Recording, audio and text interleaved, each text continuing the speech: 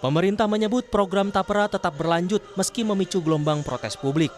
Penolakan potongan gaji untuk Tapera bukan tanpa alasan. Kewajiban iuran 3% membuat beban yang ditanggung kelas pekerja bertambah. Saat ini sudah ada sederet potongan pendapatan yang harus ditanggung para pekerja, seperti PPh 21, BPJS Ketenagakerjaan, BPJS Kesehatan, BPJS Jaminan Pensiun, serta JKK dan JKM. Kayaknya saya nggak setuju banget ya, soalnya dari pemotongan aja udah banyak ya. Dan juga Tapera juga kalau dihitung-hitung ya nanti pas saya pensiun juga nggak bakal bisa dapat rumah. Kalau menurut saya dengan Tapera ini yang mungkin manfaatnya nggak bisa langsung dirasakan, mungkin buat karyawan seperti saya ya itu cukup memberatkan. Atau bahkan ada pegawai juga yang sebenarnya udah punya rumah kan, tetapi kenapa harus punya potongan Tapera itu untuk subsidi silang begitu Mbak. Litbang Kompas melakukan jajak pendapat mengenai program Tapera bagi pekerja swasta dan informal. 43,1% responden menyatakan tidak setuju dan tidak mau ikut program Tapera. Hanya 16% yang setuju dan mau ikut program Tapera. Sementara ada sekitar 12% yang setuju tapi tidak mau ikut program Tapera. Soal alasan menolak Tapera, 52% menjawab membebani keuangan akibat potongan gaji 2,5%. 17% menyatakan sudah punya rumah. Ada juga yang menyatakan Tapera belum jelas dan terpercaya sebesar 9,9%. Lalu soal profesionalitas pengelolaan dana Tapera, 74,7% responden tidak yakin dana Tapera dikelola profesional dan bebas korupsi. Sementara 25,3% menyatakan sebaliknya. Kepala Staf Kepresidenan Muldoko bilang masalah Tapera bukan soal ditunda atau tidak, tapi pemerintah membuka ruang masuknya aspirasi berbagai pihak. Nggak udah ditentukan kok itu secara undang-undang secara aturannya sampai 2007. Pak, kalau dirilisnya 3 peraturan instrumen turunan itu 2027 gitu. Enggak, itu sampai dengan 2027 paling lama. Persoalannya bukan ditunda atau tidak ditunda, tapi persoalannya adalah mendengarkan aspirasi berbagai pihak. Kan begitu, sehingga nanti akan ada perbaikan di peraturan menterinya. Nah, disitulah ya.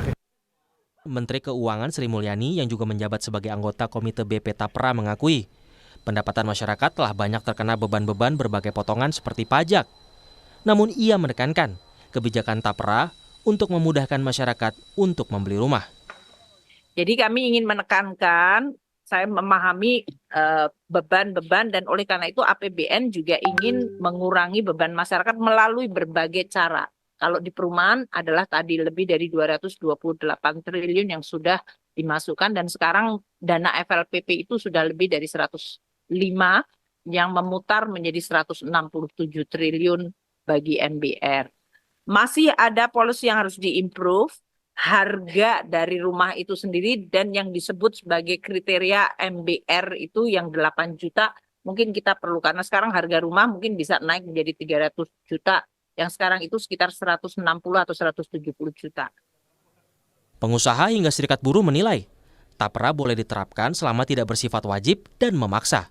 Kalau kami melihat sebenarnya kalau konsep ini mau dipakai pertama kalau tamanya tabungan ya sukarela aja gitu. Jadi tidak perlu mengharuskan pemberi kerja dan pekerja untuk mengiur. Sebenarnya penyiapan perumahan rakyatnya itu sebenarnya bagus gitu. Cuman mengapa ya kita harus dibebankan tambahan iuran lagi gitu. Padahal saat ini juga sudah ada untuk kesiapan melalui JHT ini gitu ya.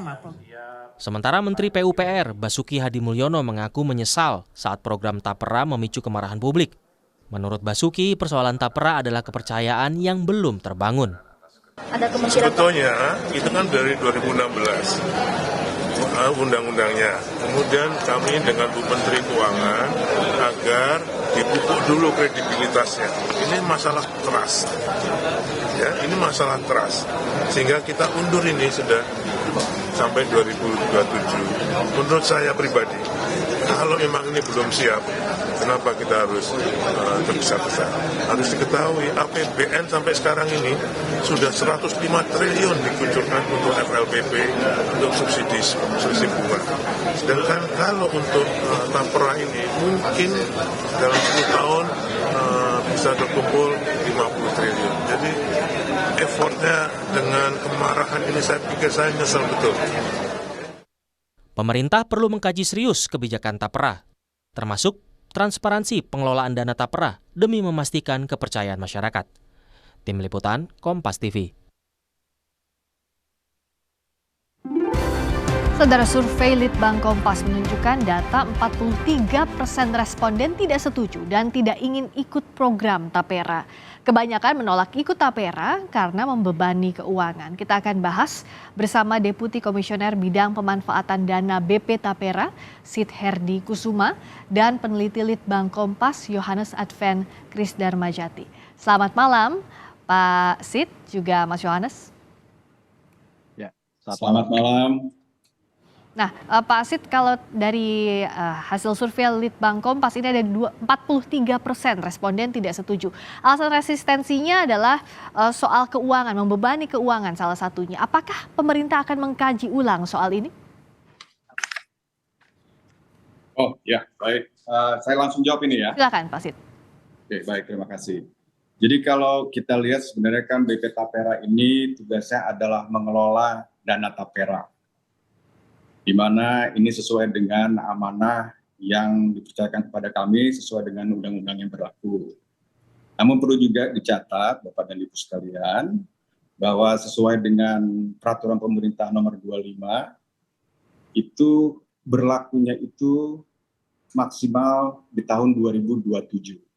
Jadi kalau kita lihat dari sekarang hingga tahun 2027 nanti, masih banyak waktu untuk kita melakukan dialog, mendengar pendapat dari masyarakat, dan tentu perlu dicatat juga bahwa masih ada peraturan-peraturan yang diperlukan untuk tabungan ini dapat dilaksanakan. Jadi masih cukup waktu, kita akan terus berdialog dan juga tentu nanti menunggu arahan dari pemerintah terkait dengan peraturan yang masih diperlukan. Mungkin begitu, Mbak. Jadi masih dibuka ruang untuk dialog ya Pak ya, kalau ada masukan dari masyarakat, resistensi dan sebagainya. Saya ke Mas Yohanes agar kita bisa membedah data ini lebih dalam lagi. Boleh tolong jelaskan Mas Yohanes, sebenarnya yang paling banyak responden ini tolak soal Tapera, apakah lebih ke jumlah potongan yang terlalu besar atau karena iuran ini bersifat wajib begitu? Oke, terima kasih. Saya akan ceritakan bahwa dari hasil jajak pendapat Kompas yang kami lakukan 5-7 Juni kemarin minggu lalu, berarti ini masih baru begitu ya, dan konteksnya masih sangat dekat dengan perbincangan tentang Tapera. Ada 3 temuannya di sini, yaitu adalah yang pertama tentang skema kepesertaan yang bersifat wajib. Itu memang menjadi salah satu hal yang menjadi faktor yang membebani pekerja terutama begitu. Kemudian yang kedua adalah nilai potongannya yang sejumlah 2,5%. Yang mana ini kan bersifat akan berlaku nasional seperti itu ya.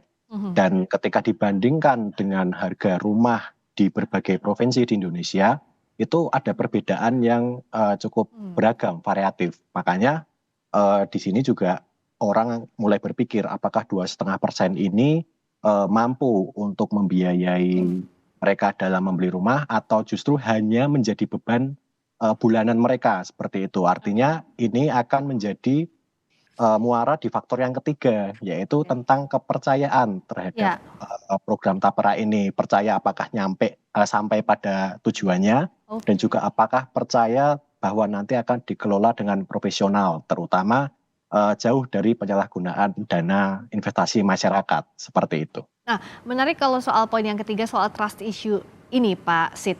Bagaimana komitmen pemerintah, karena saat warga dipotong penghasilan bulanannya, lalu akan kemana nantinya, apakah bisa diambil dalam waktu berapa lama dan sebagainya, ini seperti apa pemerintah menjaminnya dan menggodoknya, dan masukan apa saja yang sudah masuk ke pemerintah sejauh ini? Oke, baik. Pertama mungkin Mbak, yang perlu diketahui bahwa BP Tapera ini mengutamakan transparansi dan akuntabilitas. Bahwa kami ini sesuai dengan peraturan yang ada, ditugaskan untuk mengatur dan mengawasi pengelolaan dana Taperanya. Dalam melakukan fungsi ini, kami langsung diawasi oleh OJK, Otoritas Jasa Keuangan, dan juga Komite Tapera. Komite Tapera ini terdiri dari Menteri PUPR, Menteri Keuangan, dan Menteri Tenaga Kerja. Gitu ya. Dan selain itu tentu Badan Pemeriksa Keuangan (BPK) itu juga turut serta dalam memeriksa performance dari pengelolaan dana tapera ini. Selain itu, mungkin Bapak dan Ibu juga sudah mendengar di berita bahwa kita telah melakukan kerjasama dengan Ombudsman. Tujuannya agar di sini dapat membantu melakukan sosialisasi dan juga mengawasi pelayanan dari BPK Tapera untuk para pesertanya. Oke. Okay. Nah, dan juga soal masukan ini seberapa jauh yang sudah masuk ke pemerintah, Pak Sid? Ya, kami terus melakukan komunikasi langsung dengan kementerian-kementerian terkait, gitu ya. Mungkin satu lagi izin saya tambahkan, bahwa kalau kita melihat undang-undang yang terkait dengan tapera ini, ditegaskan di situ bahwa hak para peserta salah satunya adalah untuk mendapatkan informasi mengenai kondisi dan kinerja tabungan taperanya. Dan para peserta juga berhak untuk mendapatkan informasi dari manajer investasi dan hasil audit atas performance pengelolaan dana tapera tersebut. Jadi hak peserta atas transparansi dan akuntabilitas itu sudah tertera jelas di dalam undang-undang. Oke, nah Mas Yohanes, bicara soal respons dari para responden ini, apakah juga terkait dengan kalau dibuka ruang dialog oleh pemerintah, mereka menerimanya, artinya juga masih membuka ruang kalaupun ada aspirasi yang ingin disampaikan ke pemerintah soal sikap mereka terhadap tapera? Oke, di sini ada temuan menarik yang bisa kita interpretasikan bahwa ada 12% responden yang mereka itu setuju dengan tapera sebenarnya ya, tetapi enggan ikut serta dalam iurannya. Artinya sebenarnya masih ada peluang untuk negosiasi dengan publik atau masyarakat begitu. Dan juga akan saya tambahkan satu hal yang cukup menarik, yaitu kita meng-highlight publik yang setuju dengan tapera. Ketika saya analisis berdasarkan status sosial ekonomi, ternyata mereka mayoritas datang dari kalangan atas dan menengah ke atas. Nah, sebenarnya pemerintah ini kan juga punya kuota di mana mereka orang-orang yang bisa menabung secara penabung yang mulia kalau biasa disebut begitu ya. Nah, itu sebenarnya juga bisa dimanfaatkan untuk dikelola lebih baik. Artinya pendekatan-pendekatan yang lebih terbuka dan juga akuntabilitas tentunya akan meningkatkan kepercayaan kepada berbagai pihak dan terutama pada publik seperti itu. Termasuk juga soal ini wajib dan tidak wajib itu jadi sorotan juga ya Mas Yohanes ya? Betul, iya. Karena ketika di kata kuncinya adalah tabungan, itu artinya kan sukarela begitu ya. Tapi tidak dengan yang direncanakan pemerintah hingga paling tidak sekarang belum ada revisi soal itu sukarela gitu. Ya, nah untuk soal kata sukarela ini Pak Sid, apakah akan dikaji, akan betul-betul diberikan ruang untuk kajian aspirasi masyarakat? Karena kalau Pak Sid juga mungkin mendengarkan dan juga dari survei Litbang Kompas saat ini frasanya wajib, itu banyak penolakan karena dianggap memberatkan potongan-potongan yang sudah diterima juga setiap bulannya begitu. Ya, betul Mbak. Jadi kalau tadi seperti yang saya utarakan sebelumnya, masih ada ruang dialog gitu ya dan mendengarkan aspirasi dari masyarakat. Kembali lagi ini berlaku nanti paling lambat 2027 gitu ya. Jadi masih ada waktu untuk kita terus berdialog, langsung mendengarkan aspirasi dari masyarakat, dari organ masyarakat juga, dan juga menteruskan tentunya pemerintah dalam hal ini. Oke, termasuk juga soal siapa-siapa saja yang dikenakan tapera ini. Karena kalau kita lihat kan dari sebelumnya juga yang sudah dijelaskan oleh pemerintah, tidak hanya pekerja kantoran saja, tapi juga freelancer atau pekerja lepasan ini juga akan dikenakan. Nah, hal-hal sedetail itu apakah sedang disiapkan sebelum nanti 2027 kalau rencananya ini akan diberlakukan? Ya, tentu Mbak. Jadi seperti yang tadi saya utarakan bahwa di komite tapera kami, itu juga ada unsur dari Kementerian Ketenagakerjaan yang tentu nanti melalui dialog ini beliau juga turut serta dan mendengar langsung aspirasi dari masyarakat, termasuk juga yang tadi yang freelancer, para pekerja informal, itu tentu akan didengar aspirasinya. Oke, dan ini tentu jadi harapan masyarakat bahwa aspirasinya betul-betul diserap oleh pemerintah, dikaji lebih dalam lagi kalau tadi ada komponen-komponen yang tidak disetujui agar komunikasinya betul-betul berlangsung dua arah ya, karena ini bicara soal pendapatan penghasilan pasti akan sangat sensitif untuk masyarakat. Terima kasih Pak Sid Herdi Kusuma, Deputi Komisioner Bidang Pemanfaatan Dana BP Tapera. Terima kasih juga Mas Yohanes Advent Krisdarmarjati, peneliti Litbang Kompas. Selamat malam. Ini mau semuanya. Berikutnya saudara.